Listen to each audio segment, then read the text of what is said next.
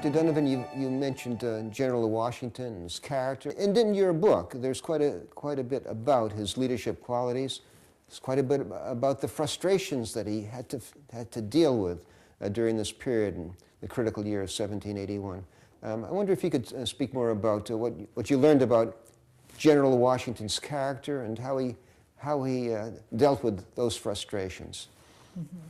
That was the whole learning of the book. I was astounded as I did this. By and large, I started this book reading the papers that went out from his headquarters. The letters he sent out, the reports, the field reports, all of this sort of thing, to just see what the man was doing during this period. Then I went to the diaries, and then I went to other letters that were written by other people to Washington at the time.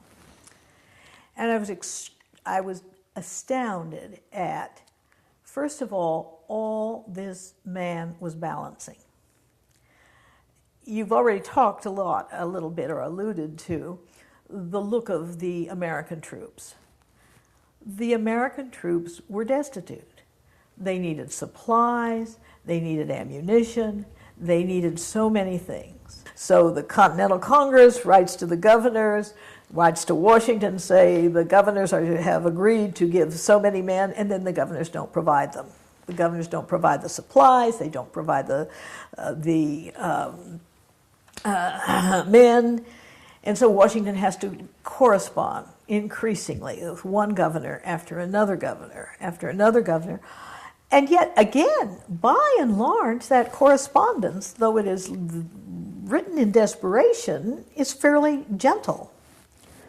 The only example where it was not so gentle was finally John Hancock, who was the governor of Massachusetts at the time, had not answered any of Washington's letters, either pleas for soldiers, or pleas for communication, or pleas for supplies.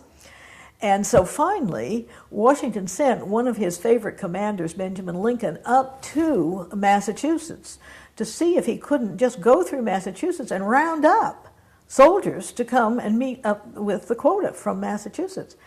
And Benjamin Lincoln wrote to Washington, do you suppose that I have Governor Hancock's approval for doing this? And Washington said, I wrote him back, he said, I have no idea what Governor Hancock thinks. He has not deigned to answer me in the several letters that I have already sent to him, so you will have to deal with Hancock yourself. But other than that, by and large, he just kept writing, kept badgering everyone to get things done. That was another piece that you saw. The third thing I saw was he continually holds his army to a high standard. Even the first day they came into Dobbs Ferry, they had already been in an engagement, tried to attack the British down at the northern part of Manhattan. They'd hoped for a surprise. It was not a surprise. The attack failed, and the American soldiers marched back up and came back up to Dobbs Ferry. As they came in the next day, the note that Washington wrote to his troops said he wanted to commend them on this march, because they'd marched overnight and into the next day, had some time to rest. So he commended his soldiers for this march. But he also said some people apparently took some of the property, took property from some of the residents who lived along the way. And he said, that will not do. We must not. The cows that you brought back with you must be sent back to the farmers they belong to. This army must be held to a high standard. And you have continual statements like that throughout the period that he is here. So even though he's dealing with all of these other things, he still wants to be sure that his men do things the right way. Throughout this period, Washington wanted to chart a way to invade Manhattan. But he knew he could not do that without French naval support.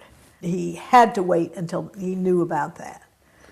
When he finally found that the French fleet, which had been in the Caribbean, was moving northward, but de Grasse, who commanded the French fleet, would not come as far as New York. He said he would come to the Chesapeake, but he would not bring his ships up to New York. At that point, Washington had to decide.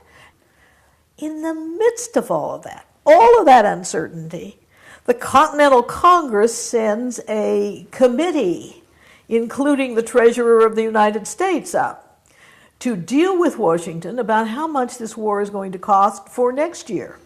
And how much are we going to pay? And are we going to pay for more regular forces, or are we going to simply require the various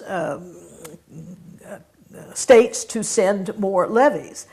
And so in the midst of all of this trying to figure out how to move his army back down to Yorktown, he has to deal with the Congressional Committee. You look at all this that the poor man was dealing with, you begin to see what a genius he was.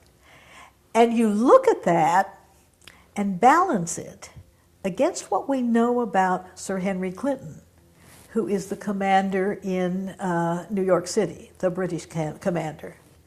Because one of the criticisms of Clinton all along was he could never deal with any of his subordinates. Clinton was an example of the other kind of leadership. That is a solo person who simply will not work with the other officers under his command. Washington appeared to work very well with the other officers, and that, I think, was a marvelous part of what he was doing here.